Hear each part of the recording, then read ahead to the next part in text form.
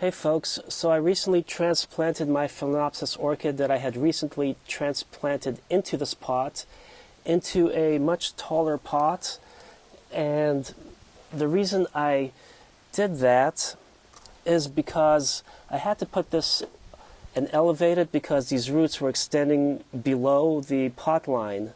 But I was fortunate enough to find an 8-inch tall pot, and I was able to plant it, and now it should be happy in there.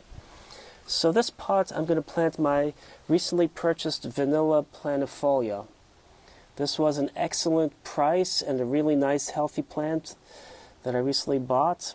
And it came from Taylor Greenhouses up in New York. Their shipping was a good price too.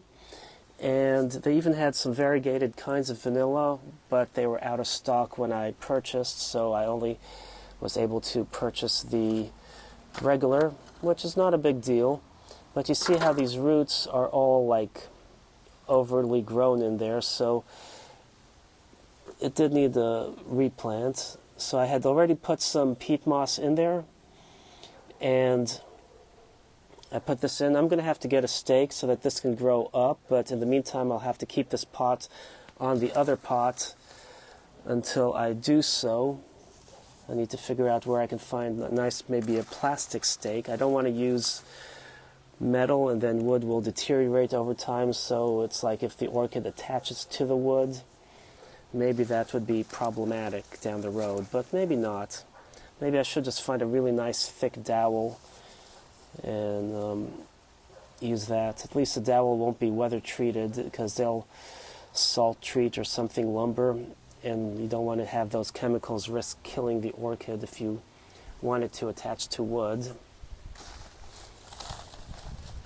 But I'm hoping I'll be able to get a bloom sometime. I don't know if, I think this is blooming size, but sometimes orchids won't bloom every year because they probably need to be fertilized more often than people do when they grow them.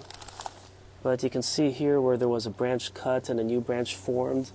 So that's probably one thing that people do to propagate these, is just take cuttings, which is nice, unlike other orchids where you look for keikis to get new plantlets from. Never did try growing an orchid from seed, but this is a little light and airy, which is good for now.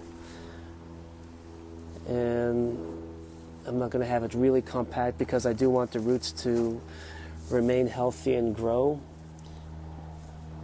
and spread into the medium. What's this? Wow, there's some debris that was in the long fibrous sphagnum moss. It's really soft, and since this came from Chile, I wonder if it's like llama fur or alpaca fur. Interesting. Anyway, maybe some creature died nearby and a piece of fur came into the field that they're harvesting this from. So now I get to water this, and I'm good to go. I hope you enjoyed this video. Thanks for watching, and happy planting.